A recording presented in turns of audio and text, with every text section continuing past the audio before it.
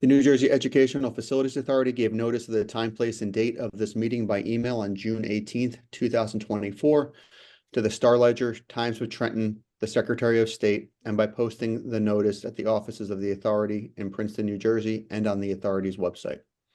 Pursuant to the New Jersey Open Public Meeting Act, a resolution must be passed by the New Jersey Educational Facilities Authority in order to hold a session from which the public is excluded. Cheryl, would you please read the roll? Josh Hodis, Yes. Ridgely Hutchinson. Here. Luis Rodriguez. Luis Rodriguez. Yes, got it. Thank you. Ryan Feeney, Here. Dr. Bridges. Dr. Bridges is absent at the moment. We also have on the call this morning, Sam Kovac-Orr from the Governor's Authorities Unit. We have Stephanie Gibson from the Attorney General's Office, Steve Nelson, Ellen Yang, Brian Sitkus, Carl McDonald, and Ed DeFilia from the Authority. We also have representing Rider University, Veni Simiditska from Fox Rothschild, the university's bond counsel. Also for the Rider University matter, we have John Cavalier from McManaman, Scotland and Bauman. Regarding the independent auditor's report and the financial statements, we have Andrew Lee, principal auditor of Clifton Larson Allen. Did I miss anyone? And Cheryl, Dr. Bridges just joined. And I see that. Good morning, Dr. Bridges. Good morning. Okay, all's present. Thank you, Cheryl. Yep. Now I'd like to ask everyone to please turn to tab 1. I'd like to request a motion approving the minutes of the June 25th, 2024 meeting. Is there a motion? Louis. Moved by Lewis, I'll second. Cheryl, please read the roll. Josh Hodis, Yes. Ridgely Hutchinson, Yes. Luis Rodriguez, Yes. Ryan Feeney, Yes. Dr. Bridges. Yes, All in favor? Great, thank you. Now I'd like to ask Cheryl to please provide the executive director's report. Thank you, Josh.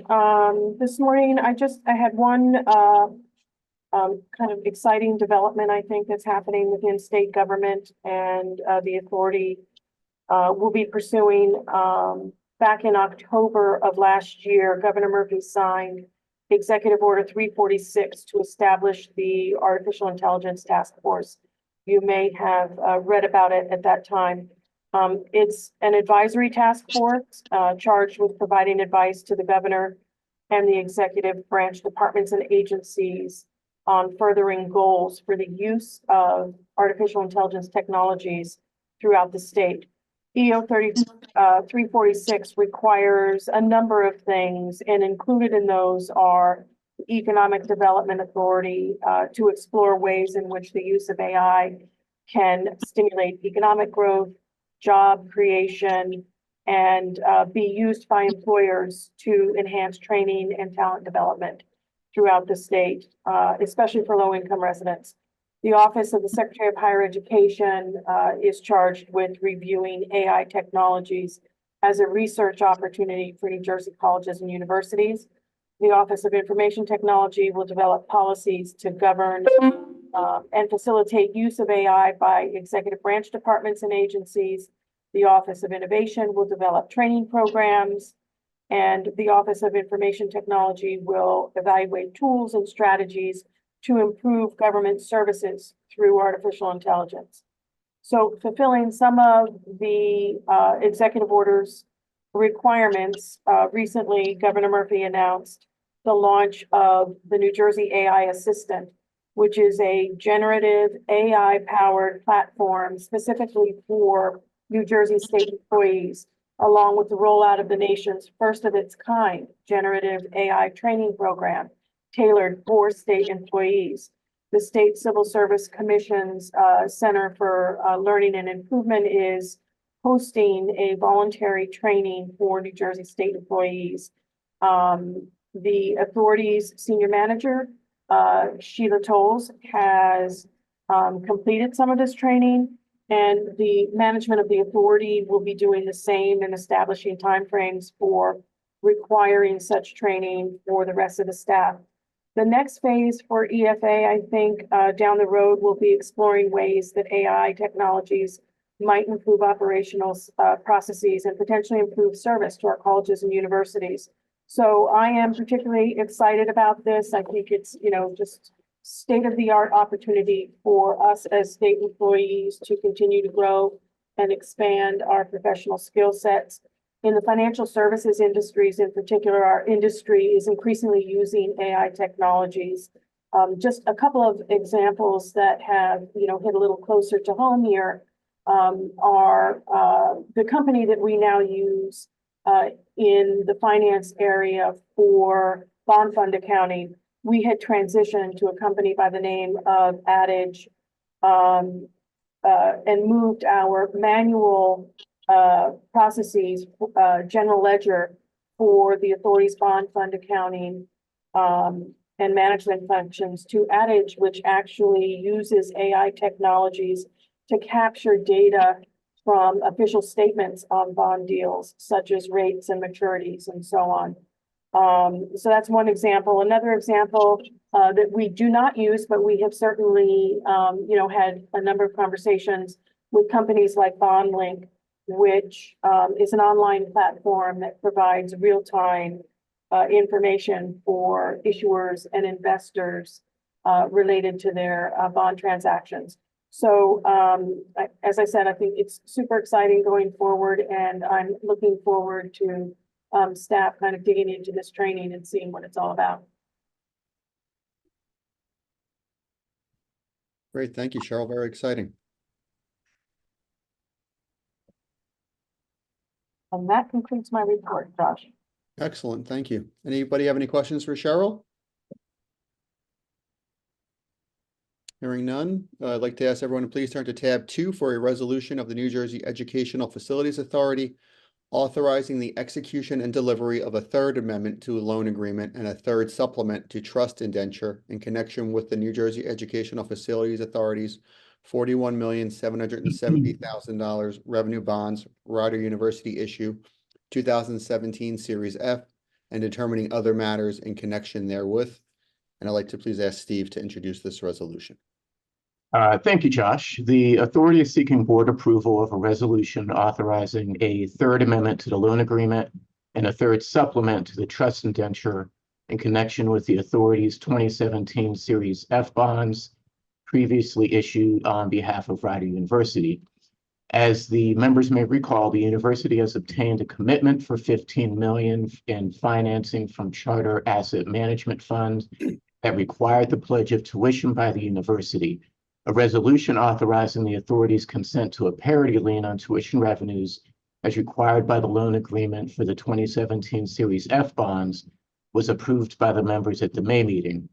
After the May meeting, the university's Wisconsin PFA Series 2021 bondholders have negotiated, among other provisions, a subordinate lien, for the EFA's 2017 Series F bondholders, of which there is considerable bondholder overlap with the Wisconsin PFA Series 2021 bondholders, against the mortgage that secures this Wisconsin PFA Series 2021 bonds. A modification of the existing 2017 Series F bond documents will be required to amend the definition of mortgage to include the additional collateral, which is a positive development that will be securing the 2017 Series F bonds. I would now like to introduce John Cavalier of McManaman, Scotland & Bauman, who's serving as bond counsel to the authority, to formally present the resolution. John. Thank you, Steve. Good morning, everyone. The resolution before you authorizes the execution and delivery of a third amendment to the loan agreement and a third supplement to trust indenture in substantially the forms presented at this meeting, subject to receipt by the authority of an approving opinion of bond counsel. These documents will be executed in connection with an additional mortgage on property of Rider University to secure the authority's 2017 Series F bonds, which additional mortgage was negotiated by the university and a majority of the holders of those bonds. In addition, the resolution authorizes certain designated officers of the authority to execute any and all the documents necessary or proper for the purposes of carrying out the resolution. If anyone has any questions, I'd be happy to address them. Thank you. Thank you, John. Any questions for John, Vinny, or myself?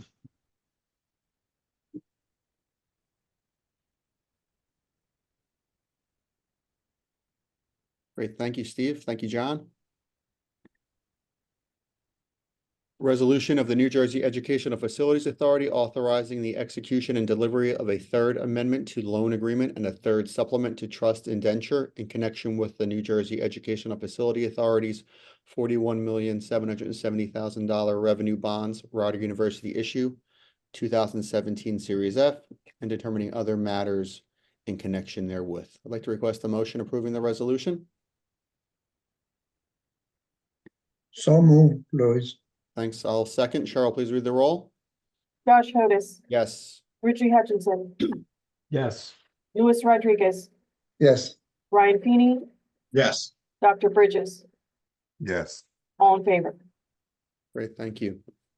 I'd like to ask everyone to please turn to tab 3 for an amended and restated resolution of the New Jersey Educational Facilities Authority authorizing an amendment to a certain bond agreement executed in connection with a bond issue by the authority on behalf of Fairleigh Dickinson University. I'd like to ask Cheryl to please introduce the resolution. Thank you, Josh. You'll recall that at the authority's last meeting on June 25th, the board approved a resolution authorizing a third amendment to bond agreement for the revenue and refunding bond Fairleigh Dickinson University issue 2021 Series A. And it was issued in the principal amount of $63,785,000. Subsequently, authority staff became aware that that actual document, the third amendment to the bond agreement, was inadvertently not provided to the authority board before the June 25th, 2024 meeting. In the normal course, this document would have been provided to the board on the board's member portal where bond documents are posted in advance of the meeting. As a protective measure for the board's related actions taken on June 25th, the members are being asked to approve again an amended and restated resolution with the form of the amendment attached as Exhibit A. And if there are any questions, I would be happy to answer them, and my apologies for the oversight in the first, presentation of this resolution back on June 25th. Thank you, Cheryl. No problem. Any questions for Cheryl?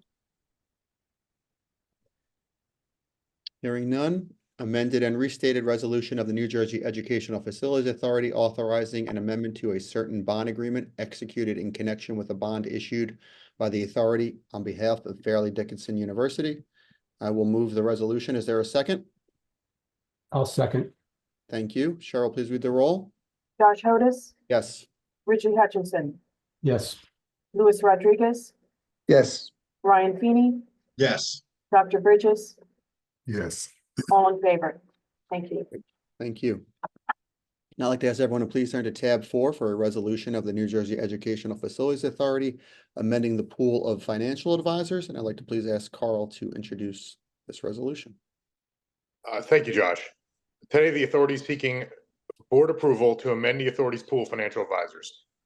For purposes of background, on October the 6th, 2023, authority staff distributed an RFQ for financial advisory services to a distribution list of 12 firms, and also published a notice of availability of the RFQ in the bond buyer, and posted to the RFQ to the authority and the states of New Jersey's websites. The authority received a total of 5 responses to the RFQ. At its December 19th, 2023 meeting, the members approved the appointment of a pool of financial advisors to serve for a 24-month term with the option to extend the term of the pool for 2 additional successive periods of 12 months each. In early March of 2024, a 6th firm, First Tryon Advisors, reached out to authority staff to inquire about the procurement results. At that time, we informed them that we had not received a response to the RFQ from them.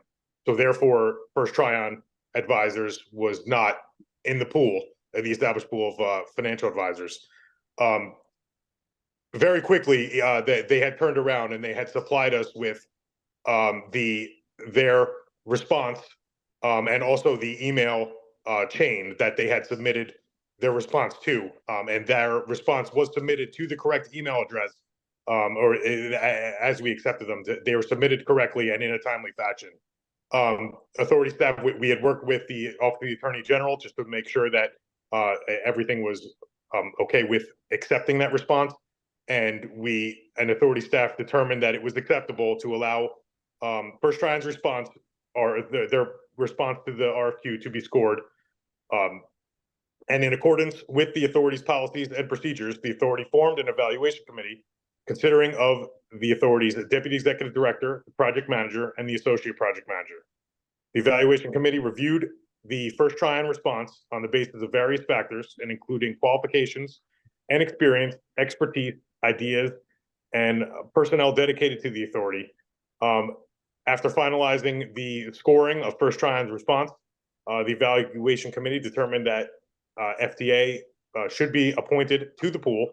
The firm would be appointed to the existing pool, which will be expiring on December 18th, 2025, with the option to extend the pool for 2 additional successive 12-month periods at the sole discretion of the authority.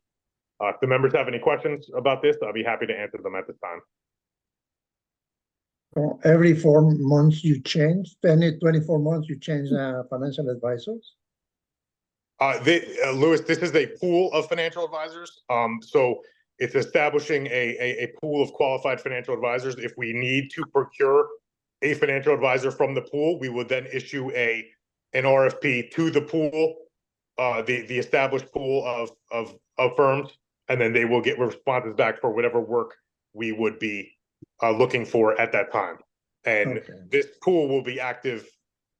It's active for 2 years, and then the authority has the option, the sole discretion of the authority has the option to extend it for 2 12-month periods. Thank you. Good. Thank you, Carl. Thank you, Louis. Any additional questions? Hearing none, resolution of the New Jersey Educational Facilities Authority amending the pool of financial advisors. I'd like to request the motion approving the resolution. So move, Louis. Thank you, Louis. Is there a second? Second, Bridges. Thank you, Dr. Bridges. Cheryl, please read the roll. Josh Otis, Yes. Ridgely Hutchinson, Yes. Louis Rodriguez, Yes. Ryan Feeney, Yes. Dr. Bridges, Yes. all in favor. Great. I'd like to ask everyone to please turn to tab 5 for a resolution of the New Jersey Educational Facilities Authority approving the authority's 2023 annual report. And I would like to ask Ed to please give this presentation. Thanks, Josh. Pursuant to Executive Order Number 37, the authority is required to prepare a comprehensive report concerning its operations on an annual basis. The annual report is required to address significant actions of the authority from the previous year, including a discussion of the degree of success the authority has had in promoting the state's economic growth strategies and other policies, and the authority's financial statements. The authority's 2023 annual report meets all the requirements of Executive Order 37, including the authority's 2023 financial statements and supplemental financial information, which will be made available on the authority's website once they have been completed and approved by the board. This year's report presented for approval today covers in detail the effort the authority put into the summer 2022 cycle of the higher education capital grants programs. This includes a comprehensive overview of the grant-making process, a timeline of the 2022 cycle from the announcement to bond issuance, and the details of each grant award made. A draft copy of the 2023 annual report was included in the board mailing materials, and I'm happy to answer any questions anyone might have. Thank you, Ed. Any questions for Ed? Look forward to seeing the report. Resolution of the New Jersey Educational Facilities Authority approving the authority's 2023 annual report. I'd like to request a motion approving the resolution. So moved. Thank you. I will second. Cheryl, please read the roll. Josh Otis, Yes. Ridgely Hutchinson, Yes. Louis Rodriguez, Yes. Ryan Feeney, Yes. Dr. Bridges, Yes. all in favor. Great, thank you. Now I'd like to ask everyone to please turn to tab 6 for a resolution of the New Jersey Educational Facilities Authority accepting and adopting the financial statements and independent auditor's report for 2023. I'd like to ask Ryan to please introduce the resolution. Okay, thanks, Josh. A draft copy of the financial statements and supplementary information and independent auditor's report for the year ended December 31, 2023 was included in your meeting materials. The audit committee, myself, David Moore as the state treasurer designee, and EFA Vice Chair Ridgely Hutchinson met on July 19th with Andrew Lee, Principal Auditor of Clifton Larson Allen, to discuss the annual audit. I would like to introduce Andy Lee to provide an overview to the board of the audit results and related audit committee discussions. The audit committee recommends board approval of the 2023 financial statements and the independent auditor's report. Great. Thank you, Ryan, and good morning, everyone. Like Ryan said, my name's Andy Lee. I'm the engagement principal for the authority of the 2023 financial statements. We did meet with the audit committee on Friday, July 19th, to go over the audit results. So CLA was engaged to do the audit of the authority's financial statements for the year ended December 31st, 2023. We also will provide an opinion on the internal controls over financial reporting and compliance in accordance with what we call government auditing standards. And lastly, we also provide what we call the required communications letter to governance. So moving on to the audit results, we're very happy to report that we will be issuing an unmodified opinion on the authority's financial statements. An unmodified opinion is the highest level of assurance that we can provide as external auditors. So again, kudos to Brian and his team for a great successful year for 2023. Just a quick update on some of the items that are in the required communications letter. There was no changes in our scope of audit, no new or changed accounting policies. There were new GASB standards 94 and 96, but they were not applicable to the authority or did not have a material effect.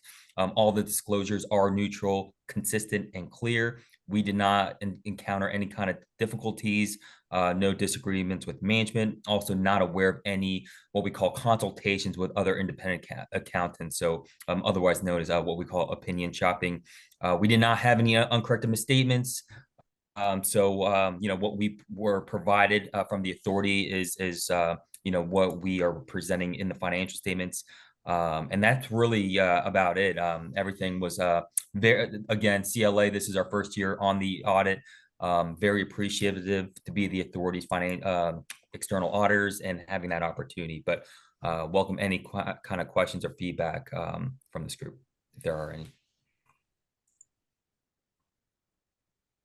Thank you, Andrew. Thank you to Ryan and the audit committee members as well. Do any of my colleagues have any questions? Great, thanks again. Yep. Resolution of the New Jersey Educational Facilities Authority accepting and adopting the financial statements and independent auditor's report for 2023. I will move the resolution. Is there a second? Lewis, second. Thank you, Lewis. Cheryl, please read the roll. Josh Otis, Yes. Ridgely Hutchinson, Yes. Luis Rodriguez, Yes, sorry. Ryan Feeney, Yes. Dr. Bridges, Yes. all in favor. Great, thank you. Now I'd like to ask everyone to please turn to tab 7 for a report on the operating and construction fund statements and disbursements for June 2024. And I'd like to ask Brian to please give the report. Thank you, Josh. The authority concluded June with a year-to-date net operating income in the amount of $1.6 million, based on year-to-date revenues of $2.9 million and expenses of $1.3 million. Year-to-date revenues are $544,000 more than projected due to an increase in initial fees relating to a higher number of bond series closing and due to the timing of investment income. Operating expenditures for the first 6 months of the year are under budget by $496,000, primarily due to the timing of expenditures. Thank you, Brian. Any questions for Brian? Hearing none, I'd like to request a motion accepting his report. So moved. Thank you, Dr. Bridges. I will second. Cheryl, please read the roll. Josh Otis, Yes. Ridgely Hutchinson, Luis Rodriguez, Yes, Ryan Feeney, Yes. Dr. Bridges, Yes. all in favor. Great, thank you. I'd like to remind everybody that our next regularly scheduled meeting is on Tuesday, August 27th, and that meetings will continue to be conducted via Zoom until further notice. Let's request a motion to adjourn. So So moved. move. Oh, Moved by Dr. okay. Bridges, second by Lewis. Cheryl, Yes. please do the roll. Rob Otis, Yes. Richie Hutchinson, Yes. Louis Rodriguez, Yes. Ryan Feeney, Yes. Dr. Bridges, Yes. all in favor. Great. Thanks so much. Meeting adjourned. Thank you, everybody. Thank you, Have a great everyone. week.